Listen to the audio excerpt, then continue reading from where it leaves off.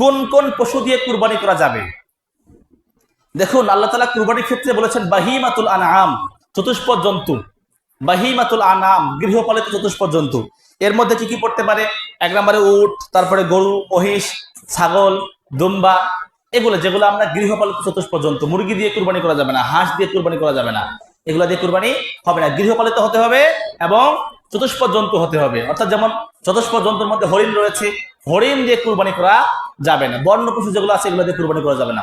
চতুষ্পদ জন্তু যেগুলো আমরা ঘরে পালি, অর্থাৎ গৃহপালিত চতুষ্পদ জন্তু, এটাকে আরবিতে বলা হয় বাহিমাতুল আনআম।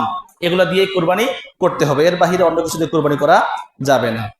এরপর হচ্ছে কুরবানির পশু কিরকম হওয়া উচিত, কিরকম হতে হবে, কি কি দোষ থেকে মুক্ত হতে হবে।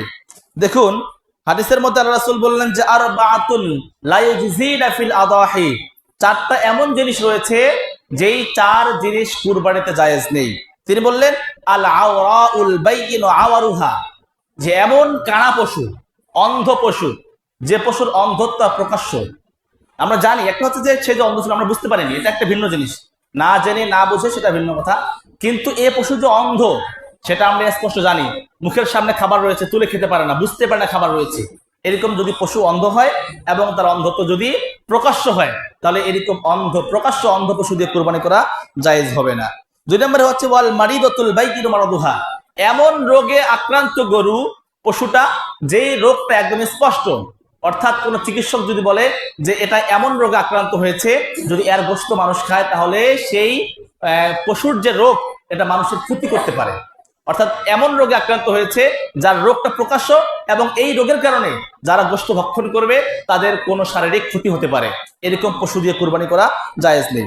3 নম্বর হচ্ছে ওয়াল আরজাউল বাইয়িনু যালউহা, এমন খোড়া পশু, ল্যাংড়া পশু, হাঁটতে পারে না।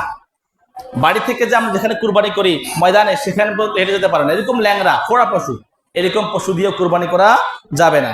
এরপর সর্বশ্রেষ্ঠ হচ্ছে ওয়াল কাসিরুল্লাতি লা তুনকি, এমন বৃদ্ধ হয়ে গেছে, এমন বয়স হয়ে গেছে যে তার ভিতরের হাড্ডির যে ক্যালসিয়াম রয়েছে, মজ্জা রয়েছে, শুকিয়ে গিয়েছে, এত দুর্বল এবং একদম বৃদ্ধ হয়ে গেছে, অনেক বয়স হয়ে গেছে।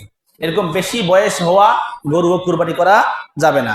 সাধারণত আমরা যেগুলো করি 4-5টা বাচ্চা হওয়ার পরে তারপরে আমরা গরু বাড়িতে রেখে দিই, যেটা কুরবানি, এটা কথা বলছি না।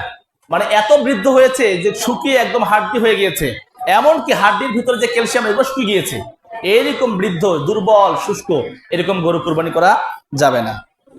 2 নম্বর হাদিস ইবনে মাজার 3142 নম্বর হাদিস এবং নাসাইর 4373 নম্বর হাদিস।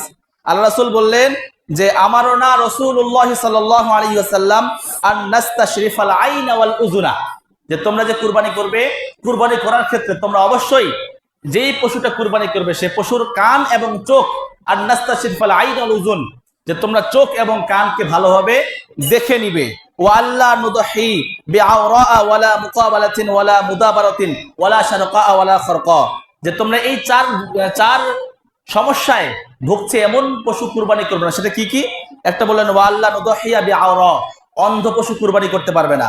ওয়ালা মুকাবালাতিন, যে পশুর কান ফাটা রয়েছে এরকম পশু কুরবানি করতে পারবে না।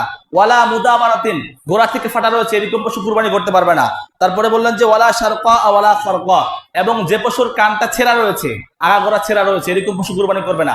এবং বললেন যে ওয়ালা খরকা, এবং যে পশুর কান ফুটা রয়েছে এরকম পশু কুরবানি করতে পারবে না। অবশ্যই পশু কুরবানির জন্য যখন কিনবো আমরা অবশ্যই খেয়াল করতে হবে যে পশুর কান এবং চোখ ঠিক আছে কিনা, কান ঠিক আছে কিনা, কানের মধ্যে কোনো ফুটা আছে, কান কাটা কিনা, কান ছেঁড়া কিনা, এগুলো জিনিস অবশ্যই ভালোভাবে দেখে নিতে হবে।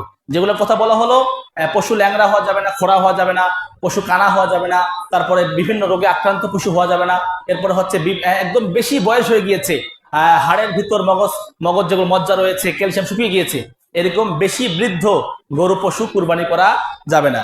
অবশ্যই যারা আমরা কুরবানির পশু কিনবো, কেনার পূর্বে অবশ্যই যেন ভালোভাবে দেখে নেই, যাতে করে কোনো সমস্যায়, যে সমস্যাগুলো থাকলে কুরবানি করা নিষিদ্ধ, আল্লাহ রাসূল বাধা করেছেন, এ সমস্ত যেন সমস্যা আমাদের পশুর মধ্যে না থাকে।